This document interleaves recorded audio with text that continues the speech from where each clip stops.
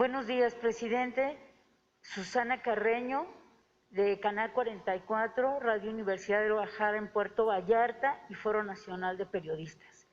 El viernes 16 de julio, antes de mis dos participaciones, quiero agradecerle porque vine así como con muchas expectativas.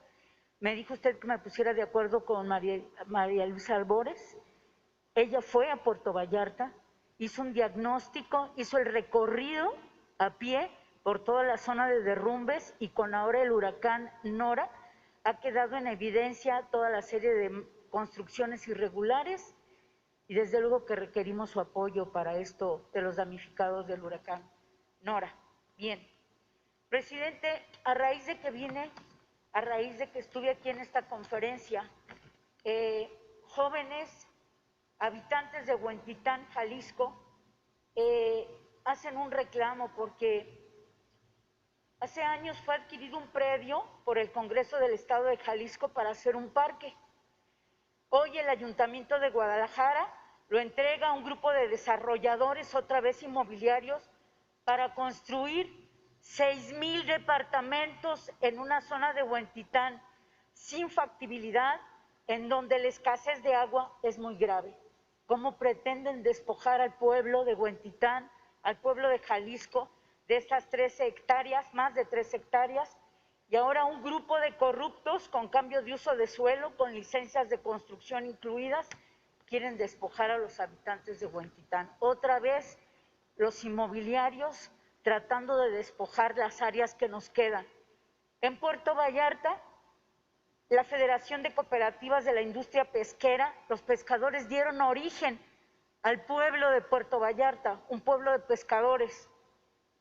Hoy quieren despojar la lonja pesquera, también ¿por qué? Por cuestiones inmobiliarias. Se está colapsando la infraestructura. Por un lado, en Huentitán, 6,000 departamentos donde no hay agua. Lo que queda de pescadores los quieren despojar y este es el único refugio para protegerse de los fenómenos como el que pasó de Nora. Y entonces aquí los pescadores tendrían que tener comunicación con la Subsecretaría de Puertos y Marina Mercante, presidente. Entonces también le pedimos esto, por favor. Muy bien, las dos cosas las vamos a atender en lo que a nosotros corresponde. Y sí es muy importante que se hagan estas denuncias por parte de ustedes, los periodistas de todo el país, porque esto sucede debido a que los gobiernos municipales, gobiernos estatales tienen facultades, son libres, son soberanos. Y qué bueno que es así, porque formamos parte de un sistema federalista, no centralista. Entonces, los usos de suelo, los permisos de construcción corresponden a gobiernos municipales, a gobiernos estatales, pero también hay una parte que atañe a la federación. En lo que corresponde a nosotros, no vamos a permitir que se sigan llevando a cabo estos jugosos negocios inmobiliarios que afectan el medio ambiente. Todo esto que se hizo en los gobiernos anteriores de construir miles de departamentos en la zona metropolitana de la Ciudad de México, como lo han hecho también en otras ciudades, miles de departamentos mal hechos, en barrancas, en cerros, sin agua, sin servicios públicos, y todo por corrupción, porque no se debieron dar permisos de construcción en esas áreas. Y estamos nosotros evitando que regrese esa política depredadora. Y todo lo que podamos hacer en estos casos se va a seguir atendiendo.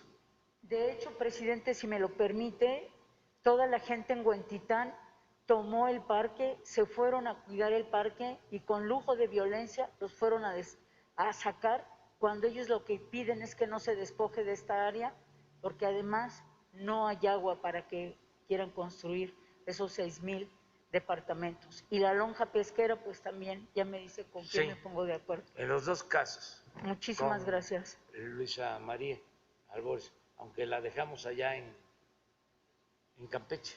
Presidente, pero y ya, vamos a ya seguir. cuando se retire, me firma su libro, que está agotado, es cierto. Gracias. Sí.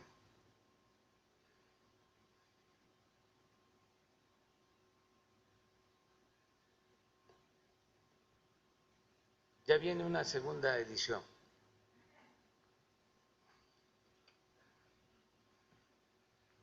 Buenos días, señor presidente, buenos días. Eduardo Esquivel Ancona, SDP Noticias.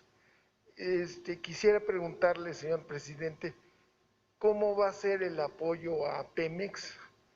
Ahora, porque he estado viendo algunas cuestiones, unas entrevistas que le han hecho al secretario de Hacienda y Crédito Público, al doctor Ramírez de la O, donde dice que va a haber un cambio en el apoyo a Pemex, que ya no se va a absorber la deuda de la empresa, y entonces me gustaría saber cómo va a ser ese apoyo y cómo la empresa va a salir de la deuda que tiene muy grande, ¿no? Y los proyectos. Esa sería una primera pregunta. Bueno, no puedo hablar mucho sobre el tema porque ya se inició un proceso de reestructuración de deuda. Recuerden que los 12.500 millones de dólares que llegaron, que le corresponden a la hacienda pública, queremos que se destinen al pago de deuda, pero ya no se puede informar sobre el tema por los principios o las normas que están establecidas. Ya no puedo hablar mucho sobre este asunto. Sí, hay un secreto bancario y es en bien de la hacienda pública, por eso guardo silencio. Nada más decirles que Pemex no está a la deriva, no es una empresa como cualquier otra. Pemex es una empresa de la nación, es una empresa de los mexicanos, como la Comisión Federal de Electricidad. Se pensaría que es una obviedad lo que estoy diciendo, es decir, claro que Pemex es de la nación, pero no se concebía de esa forma. En el proceso de privatización, lo que quisieron fue convertir a Pemex y a la Comisión Federal como en cualquier otra empresa. Le dieron el mismo trato a Pemex que a Shell, le dieron el mismo trato a Iberdrola de España que a la Comisión Federal de Electricidad. Las querían colocar igual. Por eso crearon incluso mecanismos para estar limitando a Pemex, acotando a Pemex, todo este Instituto para la Competencia se dedicó a estar impidiendo el crecimiento de Pemex y de la Comisión Federal de Electricidad.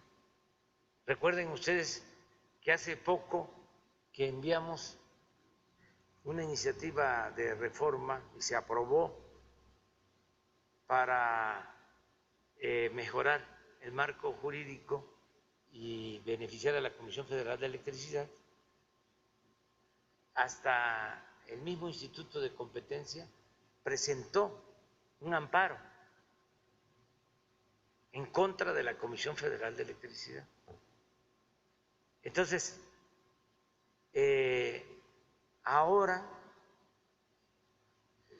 se protege a Pemex y a la Comisión Federal de Electricidad y no son iguales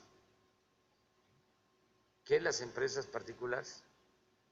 Son empresas de la nación y no puede haber un interés particular o de grupo por encima del interés nacional.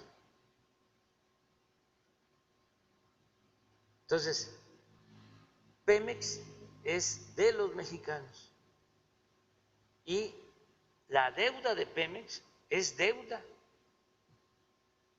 soberana, es deuda del gobierno,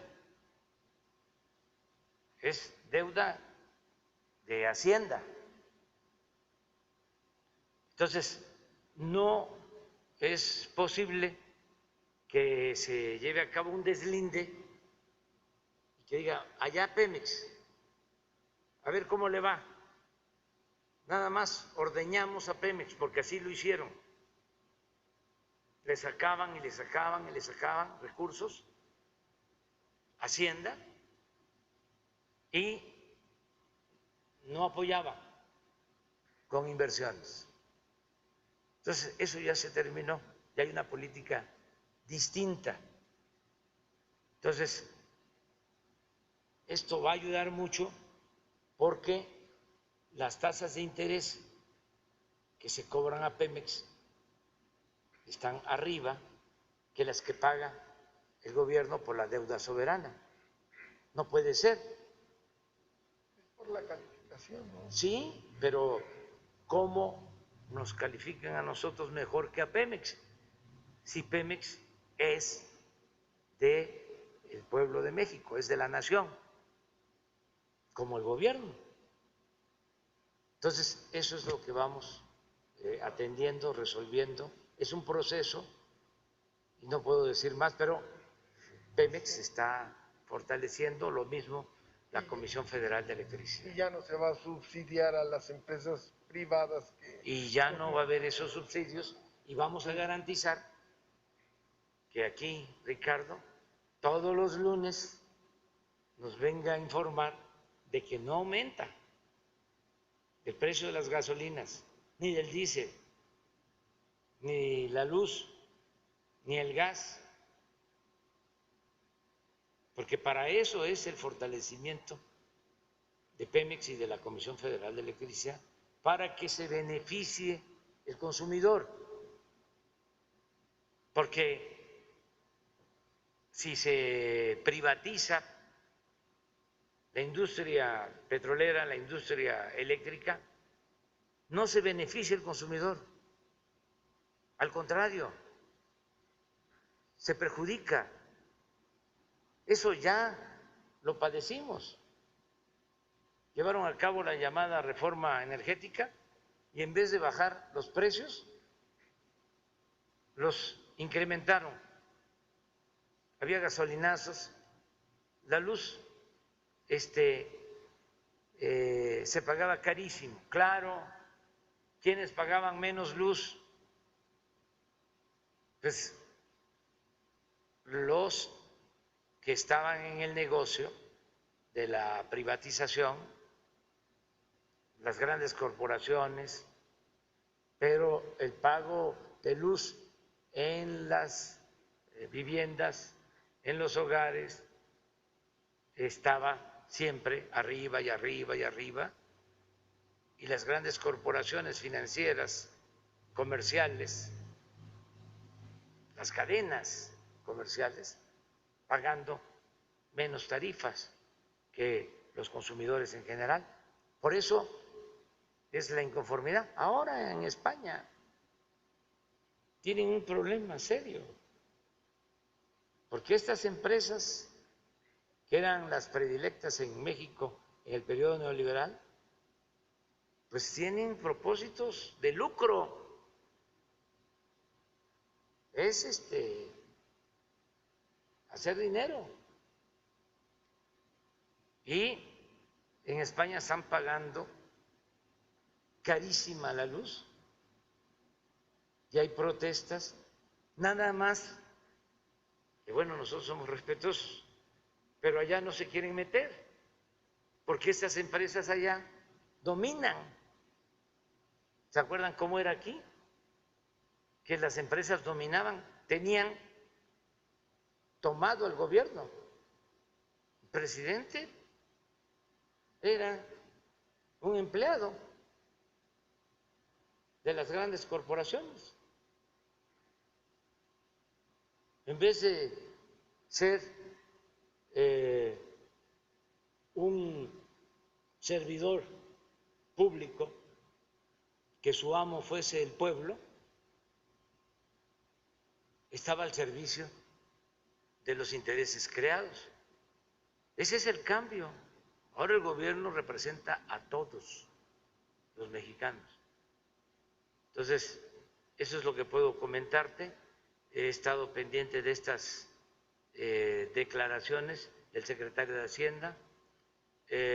Rogelio Ramírez de la O es un profesional de la economía, es una gente que le tengo toda la confianza y vamos bastante bien en lo económico, en la recuperación de la economía.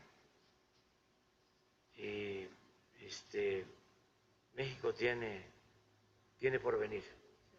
En una segunda pregunta, si me lo permite, señor presidente, yo quisiera saber en este segundo tramo de su gobierno, el gobierno de la cuarta transformación, ¿cómo van a hacer la inversión pública?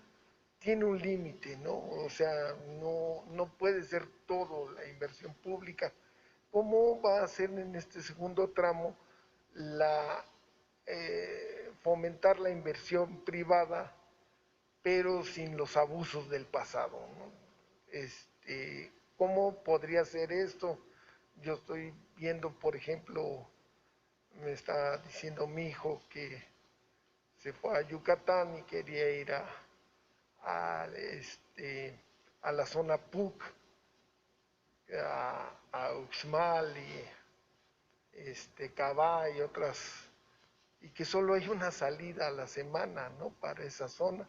No será posible que pues, de Izamal a Tikul llegue una ramificación del Tren Maya para que el Tikul es la entrada a la zona PUC y se fomente ese turismo.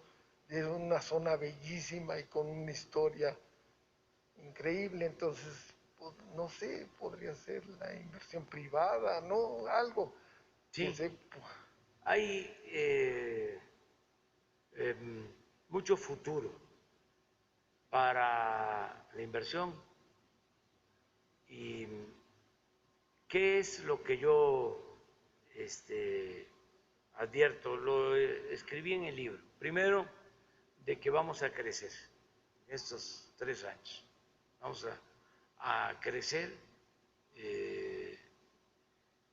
porque ya estamos saliendo de la crisis que produjo la pandemia. Ya todos los pronósticos mencionan que vamos a crecer este año alrededor del 6%. Yo estoy pensando que hasta el 24 vamos a crecer en promedio 5% anual. de modo que va a haber crecimiento económico.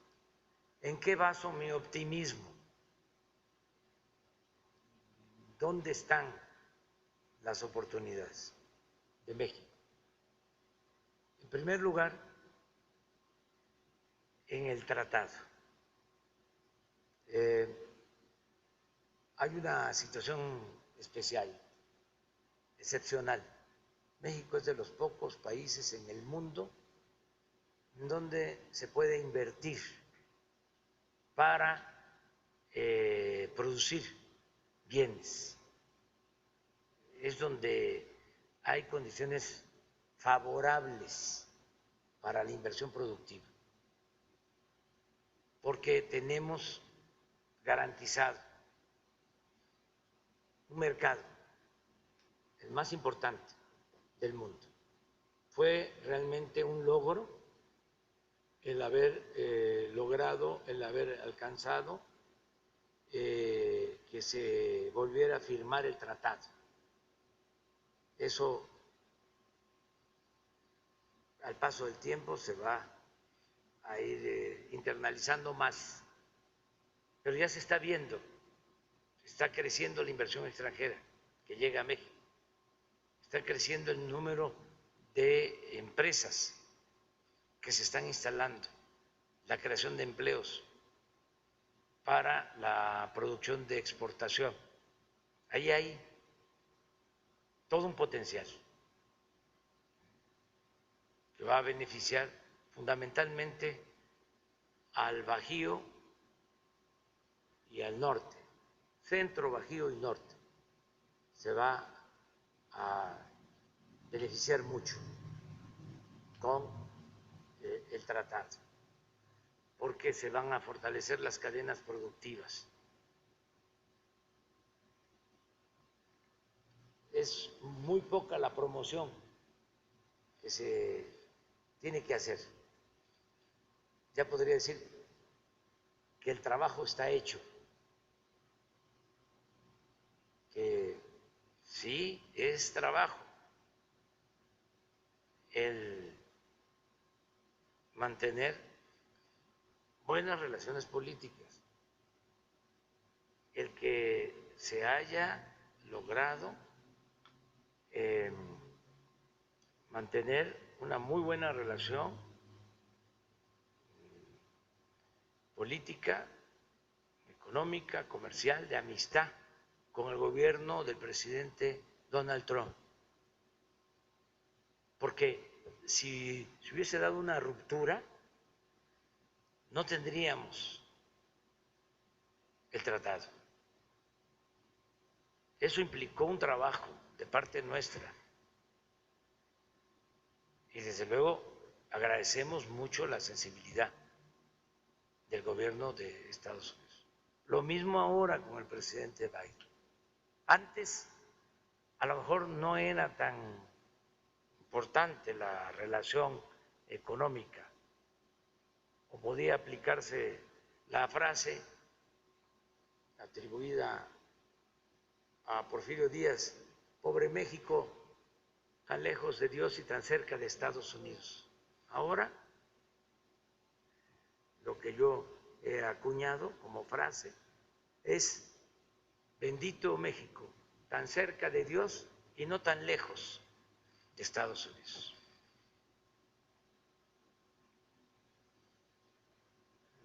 Nada más piensen cuánto se está inyectando a la economía estadounidense de recursos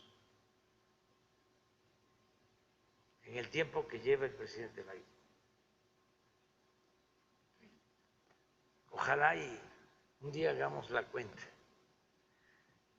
Entonces, es mucho recurso, mucho dinero. Además, viene un plan ahora en Estados Unidos para crear infraestructura, y también significa muchos recursos económicos. Entonces, lo que nosotros estamos ahora haciendo es convenciendo de que se puede regularizar, ordenar el flujo migratorio, porque se necesita fuerza de trabajo. No es nada más dispersar fondos, hay que producir en Centroamérica, porque si no, se dispersan fondos y una cantidad considerable de ese dinero termina en los mercados de Asia. ¿Cómo no vamos nosotros en América del Norte a tener capacidad para producir electrodomésticos? ¿Por qué un estadounidense compra un refrigerador y se lo entregan en 3 meses? Si podemos estar produciendo en América del Norte todos los electrodomésticos, no depender de Asia. Además, ¿de dónde va a salir la fuerza de trabajo para la construcción de carreteras, edificios, vivienda, toda la infraestructura?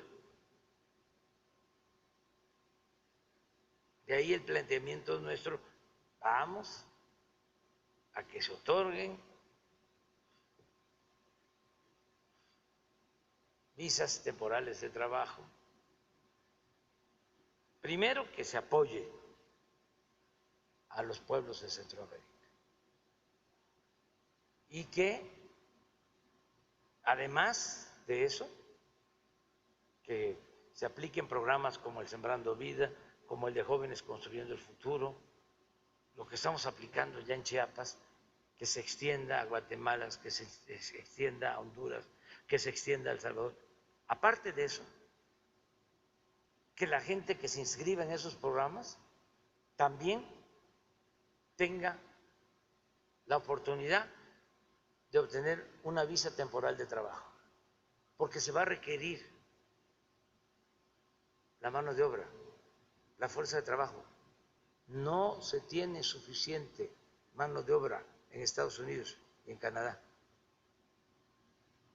Entonces, una oportunidad para México es eso. La segunda oportunidad para el crecimiento es el turismo, porque lo acabo de decir ahora, como México no hay dos en bellezas naturales, en diversidad cultural, no hay, de veras.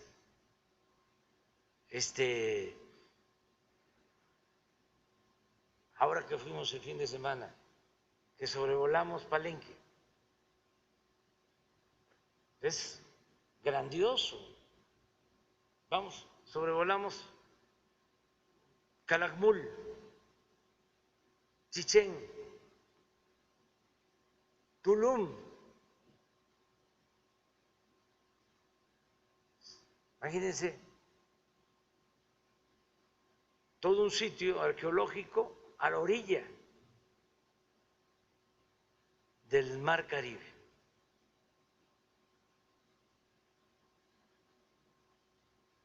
Con todo respeto,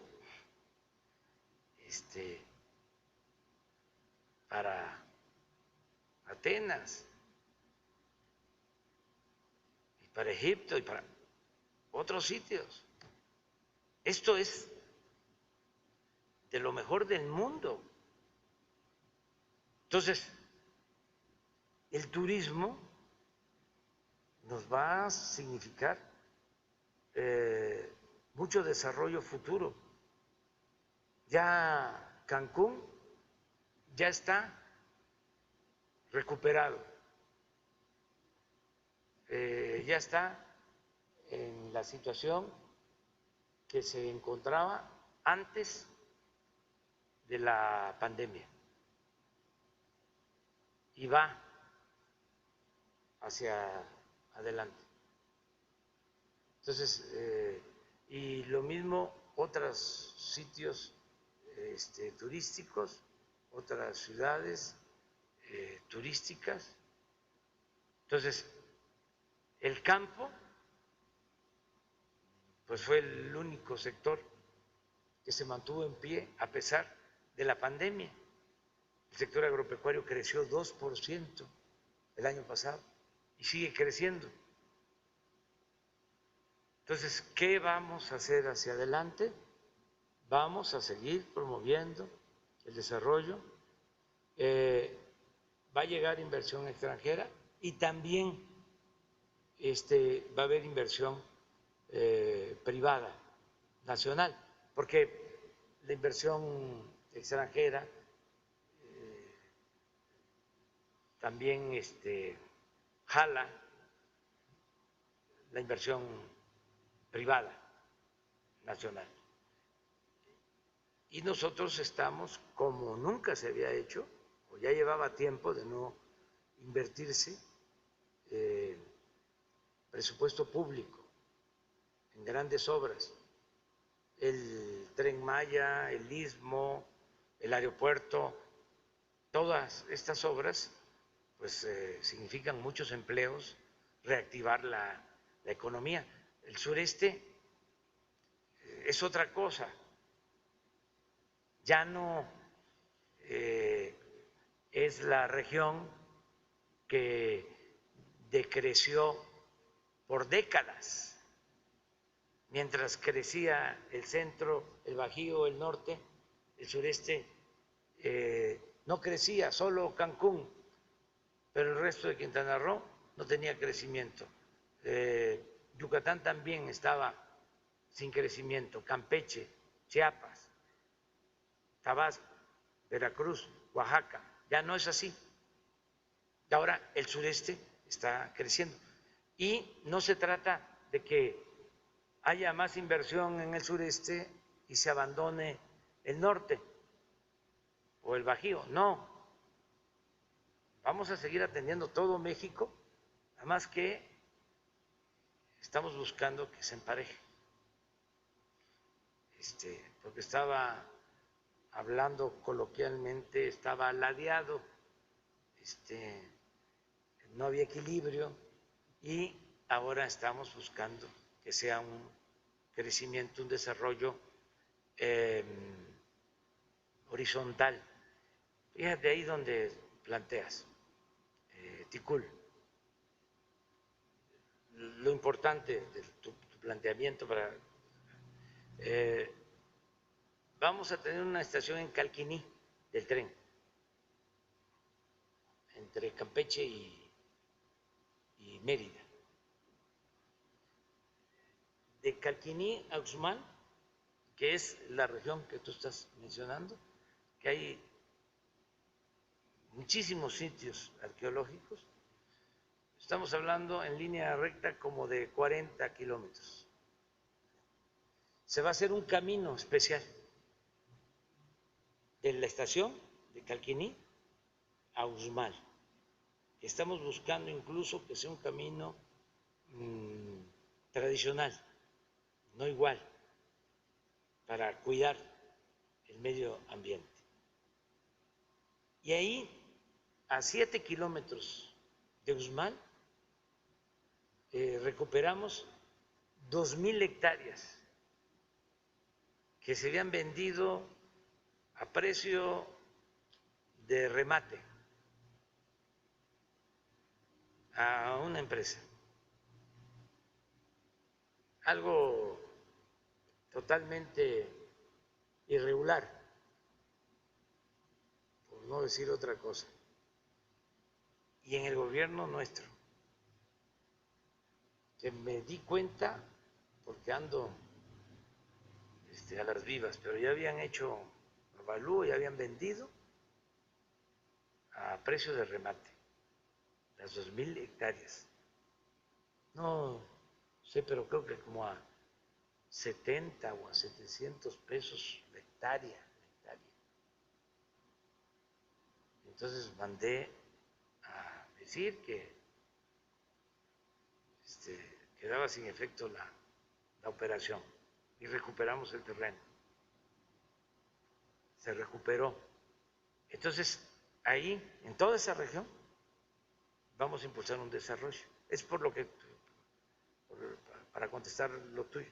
¿No pones el plano del Tren Maya para que te diga, ¿tú conoces por ahí? Era de Ticul. ¿Sí? Ticul es un pueblo maya, de gente muy trabajadora, hacen zapatos, hacen calzados, casi en todas las casas, antes, porque como entraron zapatos de Asia, como ya como en tu estado, en Guanajuato, les afectó mucho, pero ahí en Ticul se dedicaban mucho al calzado, se dedican todavía, además muy buenos artesanos, sí, hacen trabajos bellísimos. Sí, aquí está.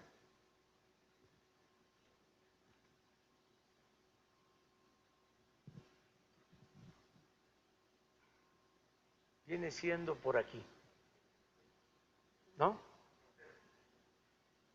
Entonces, Uxmal debe estar por aquí. Entonces, el terreno, está aquí. Se va a hacer un camino aquí para que de Calquiní, la estación de Calquiní, vaya a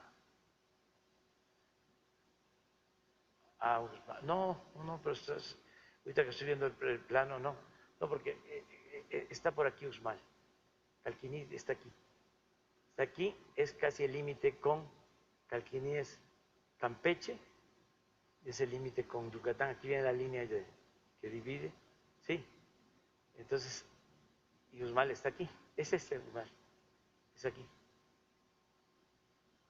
así, pues son 40 kilómetros. Entonces, aquí está el terreno ese de las 2,000 hectáreas. Entonces va a haber un desarrollo ahí. Y es toda esta zona, pues aquí está Ticul, esa es la zona de la que estamos hablando, sí. Por eso lo de las visitas cada 2 meses, para que terminemos todo. Es un gran apoyo el que recibimos de los ingenieros militares. Sin ellos no podríamos avanzar. Muy bien, ya tienes el... No, pues vamos, la compañera.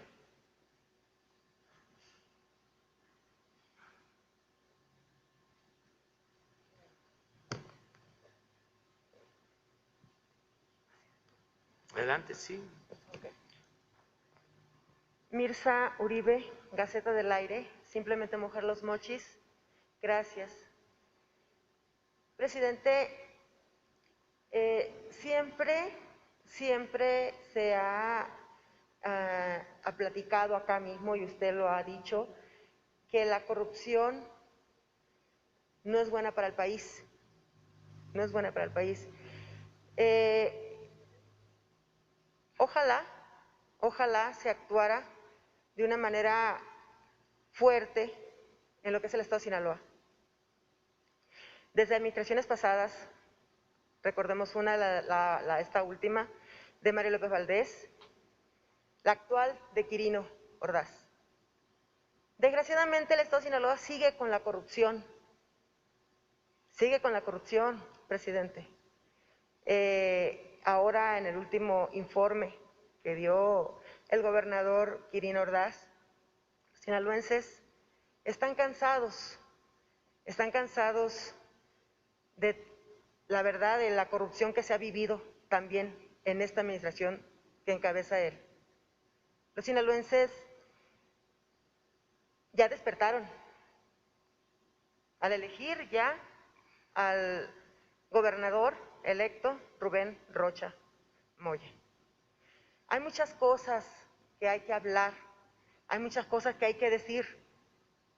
No nomás otros estados como lo es Guanajuato, como lo es Guadalajara, de Alfaro. Hay muchas cosas que decir de este gobernante también. Desgraciadamente, una cosa u otra, pues nunca ha salido a la luz. ¿Por qué? Porque ha sido bastante la inversión que se ha dado a la prensa nacional, a la prensa federal, para que nunca salga a la luz tantas cosas, pero tantas cosas que se han dado de esta administración.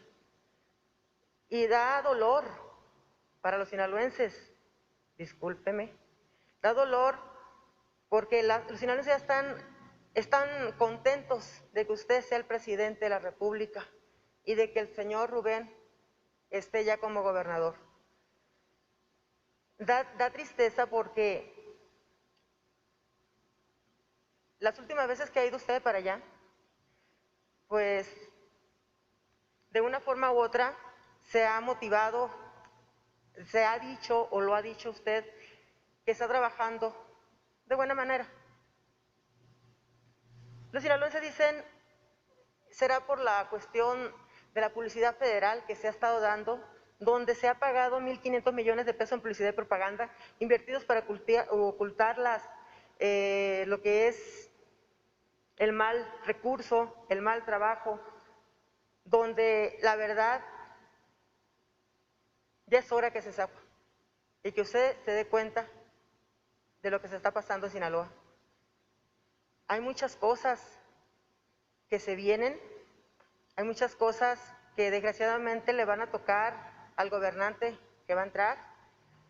Hay mucha corrupción que ha estado Quirino Ordaz en Sinaloa. Me pregunto y le pregunto a usted, por ejemplo, ¿se va a dar? Él está demandado por muchas cuestiones, porque se dio resultados de esa investigación y sobre todo en los malos manejos y sobre todo también donde las revisiones de las cuentas públicas, la diputada local por Morena, Graciela Domínguez, presidenta de la Junta de Coordinación Política de la 63 legislatura, manifestó su inconformidad desde el dictamen del 2018 por el mensaje del manejo de recursos públicos, pues lo calificó de opacos y plagiados de irregularidades, de ser solapado la Auditoría Superior del Estado, organismo que también está bajo el control de Quirino Ordaz. No es necesario que la SEA emita una determinación técnica donde aprueba esta cuenta pública solo porque maneja una inversión muy grande en presupuestos.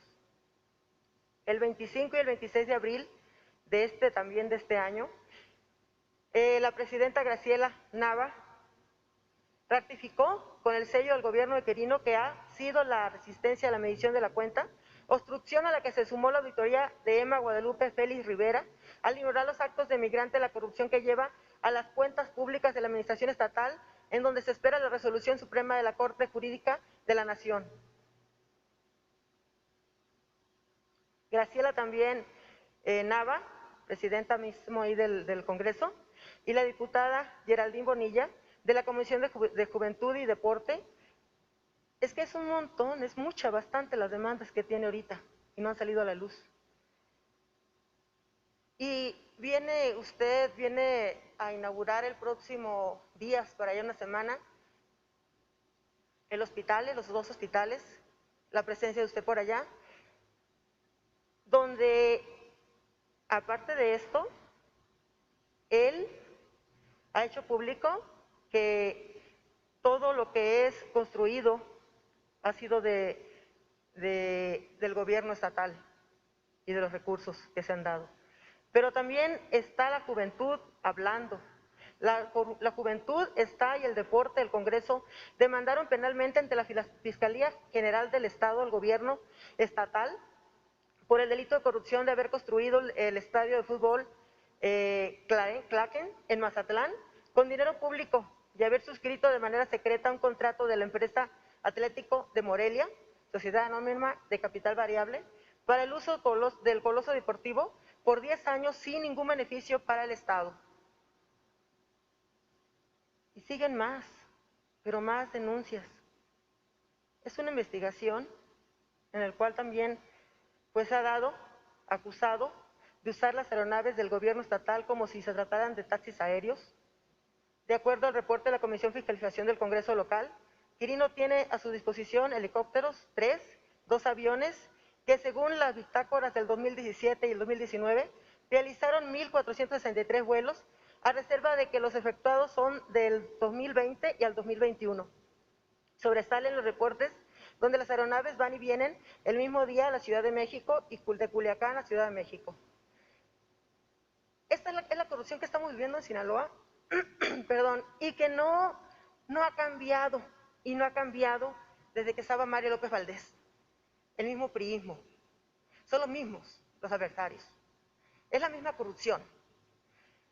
Hay situaciones que se viven todavía con los gobiernos anteriores, como lo es el pagar todavía, el tener ellos escoltas municipales y estatales, las esposas de los exgobernantes y ellos, y vehículos también a su disposición. No se puede ya con esto.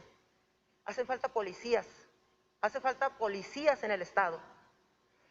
Hace falta policías que nos hacen falta a nosotros, a los sinaloenses, y que ellos necesitan trabajar normalmente y los tienen presionados para hacer escoltas de ellos que ya no son nadie, son fulanos de tal, porque son fulanos de tal cuando ya no gobiernan.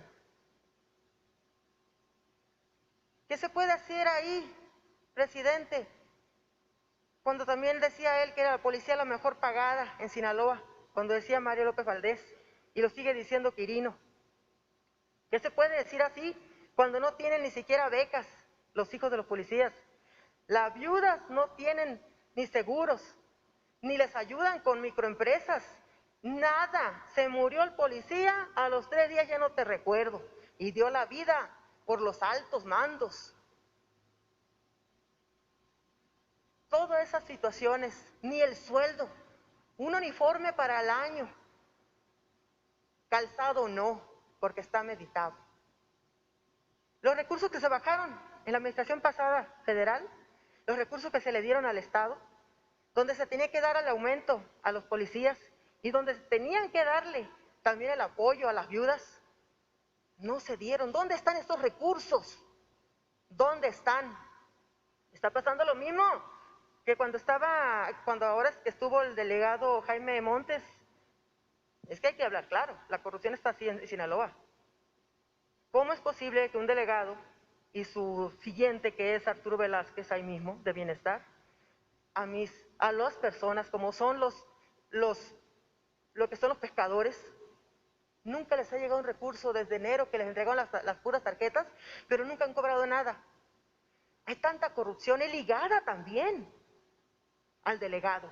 Muchas investigaciones. El problema del Colorado y de la Ilama, que le he presentado varias veces, ha salido el nombre de Jaime Montes, en prestanombres, y en todos esos recursos que se le han quitado a la gente. Ha habido muchas situaciones. Desgraciadamente nunca salió a la luz eso. Perdóneme si no me puedo parar, presidente, pero estoy recién operada. Está bien. Y a veces, pues no me puedo ni mover, me ve que me muevo para acá, me muevo para allá. Discúlpeme, es una falta de respeto que no me pare. Sí. Y eso es lo que yo le quiero preguntar. ¿Dónde está la solución a la corrupción? Y el Estado de Sinaloa ya basta. Basta. Ahora este puente que se cayó en el Quelite, todo el mundo dice, toda la gente dice, elefante blanco de Quirino Ordaz. Usted va y lo inauguró, y ya se cayó ahora con las corrientes de la lluvia. ¿Cuántas desgracias no han pasado estas fechas, estos días de la lluvia? Ahora lo que es los hospitales que vienen. Presidente, la gente ya está cansada. Están con las esperanzas ya de que entre Rubén Rocha Moya. Ya ansían este nuevo gobierno. Ya no se quiere a los adversarios. Y ahí se les acabó ya como luego le dicen, se les acabó ya el churrión, el chorrito. Ya más mamadores de ubre ya no va a haber. Ya es hora de que le pongan el cascabel al gato. Ya es hora de que ya cambie Sinaloa, porque ya necesitan, a usted lo papachan, ya necesitan que el señor Rubén esté ahí. Pero antes, que se acabe la corrupción, que se le quite los escoltas a esos desgobernantes, que son varios, que se acabe toda esa corrupción que están viviendo y que den muestra de los recursos. Quirino Ordaz, Coppel. Ya estuvo bueno de tanta mentira. Gracias. Muy bien, vamos a seguir visitando Sinaloa, garantizando a todos el derecho de manifestación, de expresión, sin que estemos de acuerdo, como tú seguramente lo comprendes. Yo tengo una buena opinión del gobernador Quirino Ordaz y también del coordinador de bienestar, el ingeniero Montes. Y desde luego también tengo muy buena opinión de Rubén Rocha.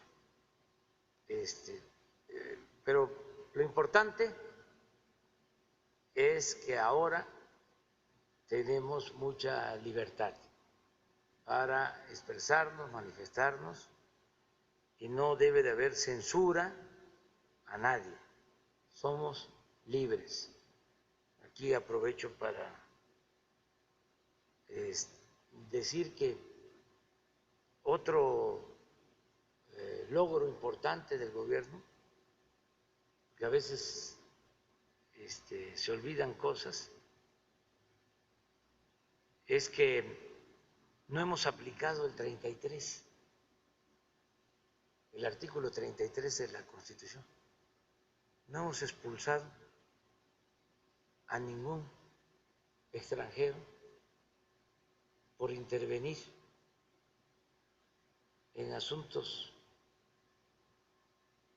que tienen que ver con los mexicanos, y lo celebro, porque antes sí se aplicaba el 33. A ver si mañana o pasado recordamos cuántas veces se aplicó el 33 en el sexenio pasado.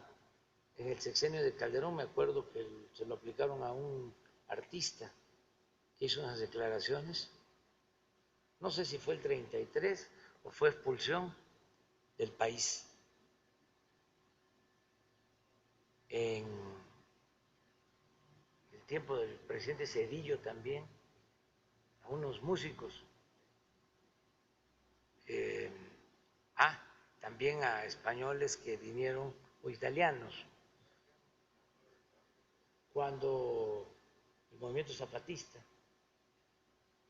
le aplicaron el 33. Nosotros nunca vamos a aplicar el 33, es un compromiso. No lo hemos aplicado y no se va a aplicar el artículo 33, por lo que corresponde a nuestras facultades. No vamos a aplicar el 33, y si hay alguien vetado que no pueda venir a México, vamos a levantar esos vetos. Voy a dar instrucciones al secretario de Gobernación, al secretario de Relaciones Exteriores. México es un país libre. Eso también lo digo para que si el señor de Vox, Abascal, quiere venir de nuevo, lo puede hacer. Están abiertas las puertas de nuestro país. Siempre son bienvenidos todos los extranjeros, aunque sean opositores. No tenemos nada de qué avergonzarnos. Este es un gobierno democrático y transparente. Además, te garantizan todas las libertades. para que nadie diga que no puede venir a México. Puede venir, y ha venido Mario Vargas Llosa, el señor Abascal, todos pueden venir, todos los opositores, representantes de la monarquía, de la derecha, del autoritarismo, clasistas, racistas, profascistas. No hay problema, de nada. Somos libres. En el país están garantizadas las libertades. Gracias, presidente. Muy buenos días. Miguel Arzate, del Sistema Público de Radiodifusión, Canal 14. Preguntarle, señor presidente, este fin de semana, este líder del partido de ultraderecha, partido español Vox, se refirió a usted en su persona y solución. Habló sobre la reunión que tuvo con los senadores panistas allá en el Senado de la República y dijo que ninguna declaración suya va a detener sus causas. Preguntarle, señor presidente, ¿qué causas defiende este partido en nuestro país? ¿Qué intereses tiene? ¿A qué empresas representa este partido español en nuestro país? Pues miren, es un núcleo de pensamiento, puedo responder de manera académica, aunque es muy pretencioso, pero es un pensamiento conservador que siempre ha existido en México, en España y en el mundo. No quiero obligarlos a que compren el libro, pero ahí van a encontrar una respuesta al pensamiento de estos dirigentes. Que celebro de que estos dirigentes hayan decidido actuar con autenticidad. Es decir, que no opten por la simulación o por la hipocresía. Que ellos digan, somos franquistas o somos monárquicos, somos anticomunistas, abiertamente. Eso se reconoce, porque ese es el pensamiento conservador. Y aquí en México y en todas partes es el pensamiento que sostienen y defienden muchos en lo individual y en los partidos. Nada más que manejan ese pensamiento de la puerta hacia adentro. O sea, son de closet. Aquí en México hay quien... Claro que sí, añore. claro, pero no solo los que se fueron a retratar, muchos más, hasta los que dijeron, yo no estoy de acuerdo, falsearon. Ese es su pensamiento y eso ha existido desde hace mucho tiempo. Ahora en el libro estoy dando a conocer unos volantes, una vez aquí los expuse, de el movimiento fascista italiano, en la época de Mussolini, que mandaba volantes de Italia a una organización que se llamaba Confederación de Clases Medias. Y tan es demostrable que los hacían en Italia y los traían,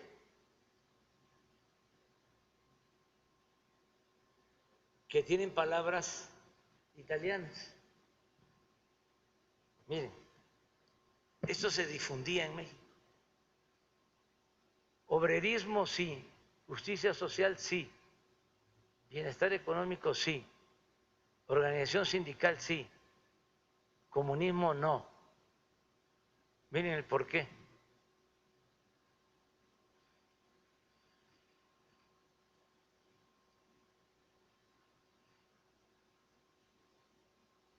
Porque es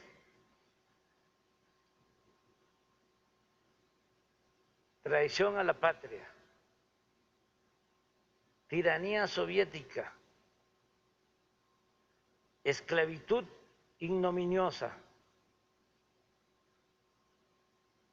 odio y destrucción. Confederación de la clase media. Hay otro.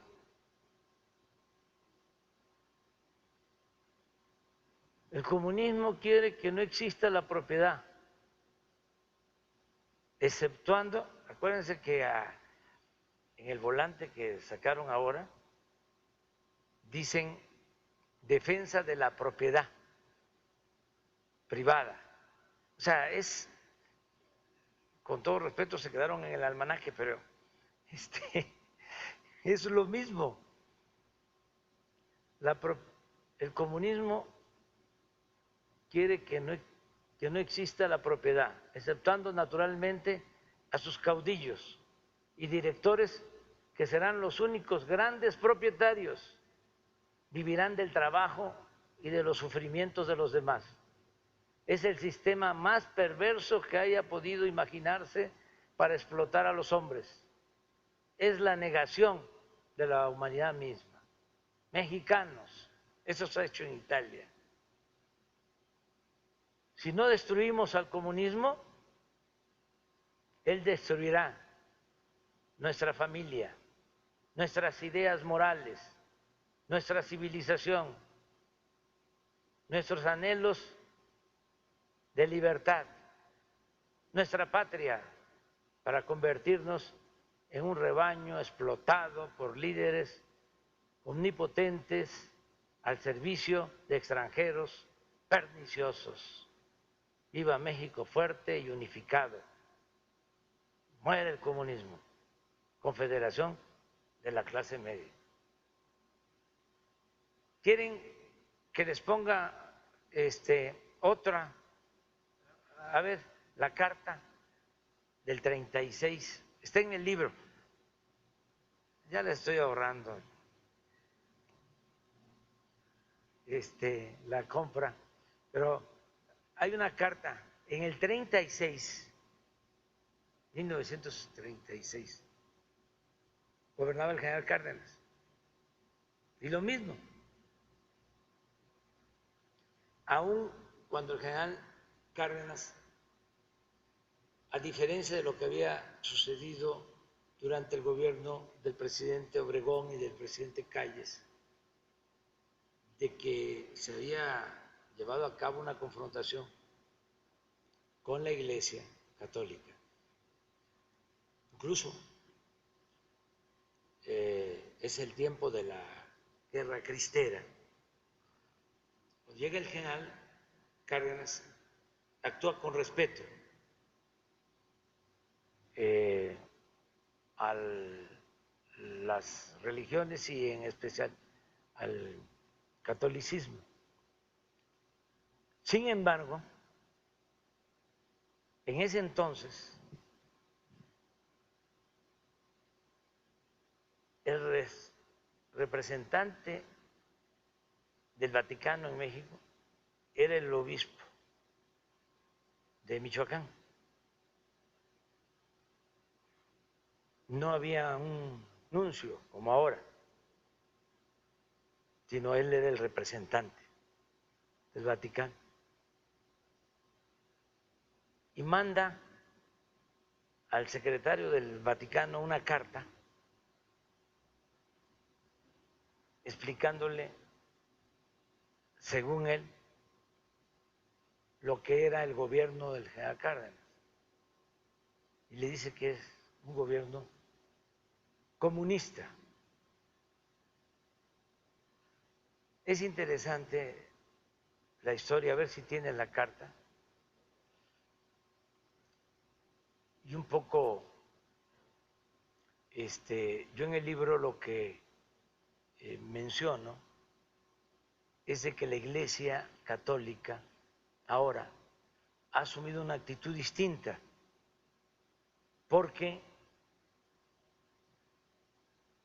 está en el Vaticano el Papa Francisco y hay mucha diferencia del papado de Francisco con relación, con todo respeto, a otros papas. Cuando la independencia, pues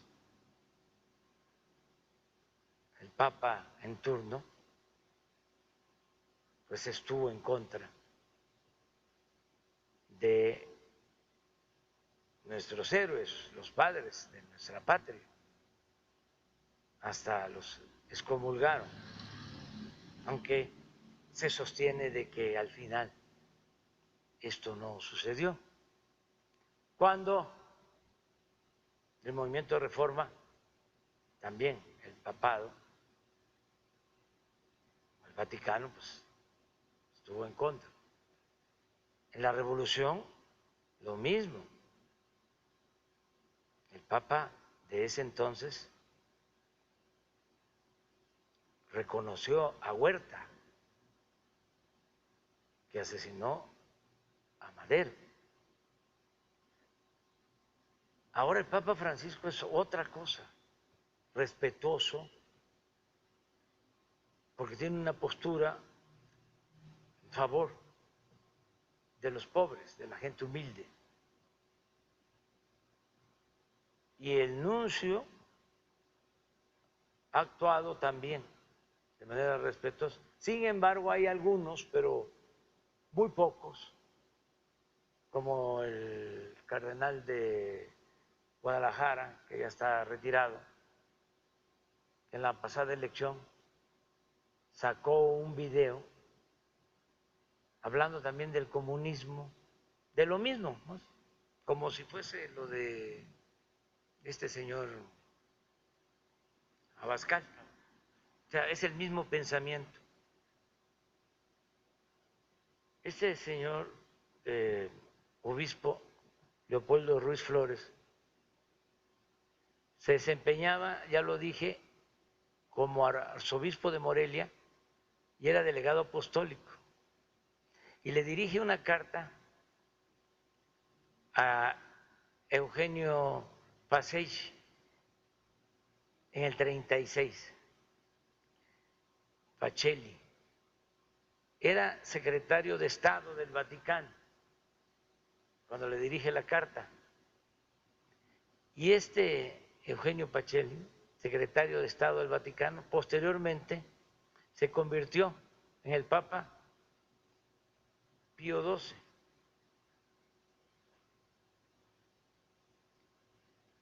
Fíjense lo que decía la carta en el 36. El gobierno del general Cárdenas es comunista. Lo demuestran claramente sus tendencias en todos los órdenes, sobre todo la actuación constante e infatigable de todos los funcionarios, o sea, porque trabajaban los funcionarios, eran comunistas, ¿no? Actuación constante e infatigable de todos los funcionarios. su comunismo, por razones de interés político, se oculta cuidadosamente.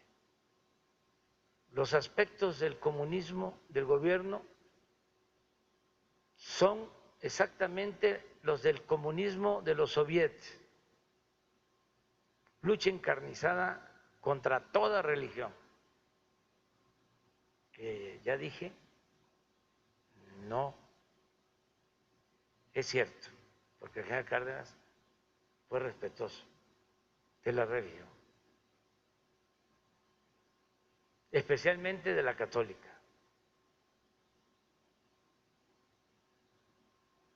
Formación de la niñez en el materialismo, en la lucha y odio de clases, en el servilismo al Estado, expropiación total de los bienes de la Iglesia.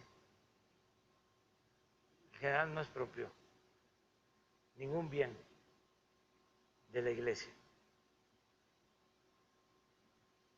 Y progresivamente de los bienes de las clases capitalistas,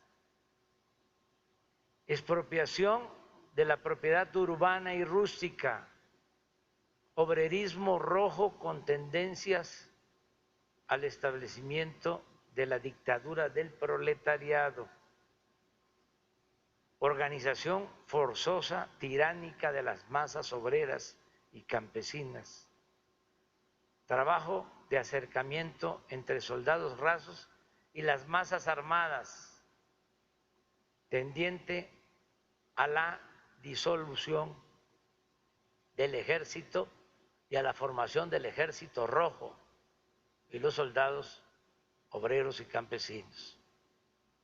El peligro de esta organización consiste principalmente en que con violencias de todas las clases procura reunir en un frente único de obreros y campesinos y al servicio del comunismo del Estado a todos los individuos posibles, no solo a los comunistas, son a todos los elementos de izquierda para constituir una acción común de agitación y subversión del orden social, de los elementos que procuran hacer esta unión y dirigen, ahí hubo un problema, sus movimientos, salen las huelgas, manifestaciones anticapitalistas y antirreligiosas, adhesiones al gobierno, etcétera. Esta organización tiene forzosamente que seguir la política y las órdenes y consignas del gobierno. Está a su cabeza un agitador de profesión, respaldado incondicionalmente por el gobierno, Vicente Lombardo Toledano. Esta es la carta. Pero miren, ¿por qué no pones, ahí está también, que allá la hemos expuesto, el informe de Nazar Haro? Es lo mismo. Entonces, no es que Abascal sea extremista o provocador o publicista,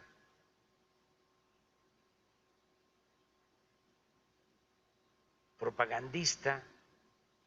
No, es que está de manera auténtica dando a conocer un pensamiento que existe, nada más que los otros se ensarapan y se hacen pasar como liberales, como demócratas, pero son lo mismo. Y si me dan a escoger, diría, prefiero a los que se quitan la máscara.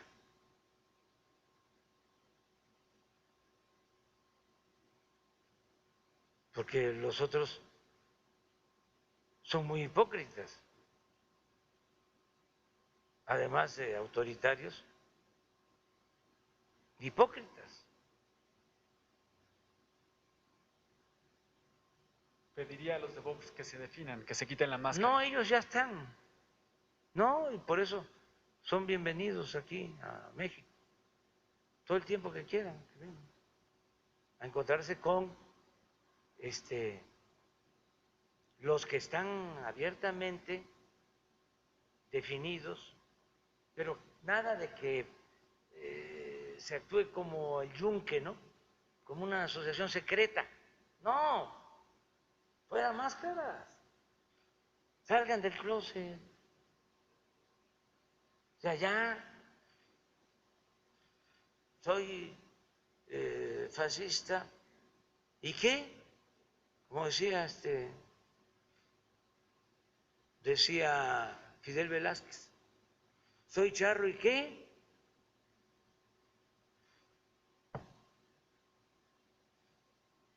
Miren lo que decía Nazar Haro.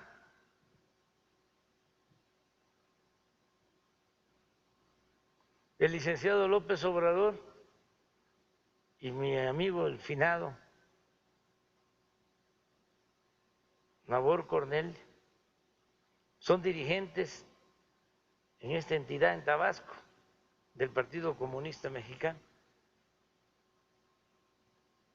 14, creo que junio del 79. Todavía era director del INI. Y este policía más temible, director de la Policía, de la Dirección Federal de Seguridad,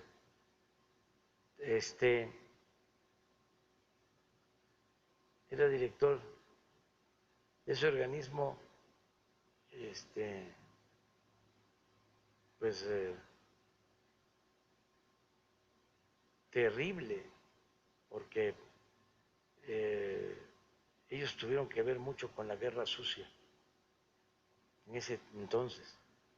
Pero miren, desde entonces, ¿no? ¿Qué comunismo? ¿Qué es el comunismo? Si ser humanista es ser comunista, que me apunten en la lista. ¿Sí? Pero realmente se quedaron en el almanaque. No puede ser que ayudar al necesitado, al pobre, sea comunismo. Entonces Jesús Cristo, ¿qué era? Que siempre estuvo en favor de los pobres. ¿O estoy inventando? ¿Qué no está en la Biblia? De que defendía a los desposeídos.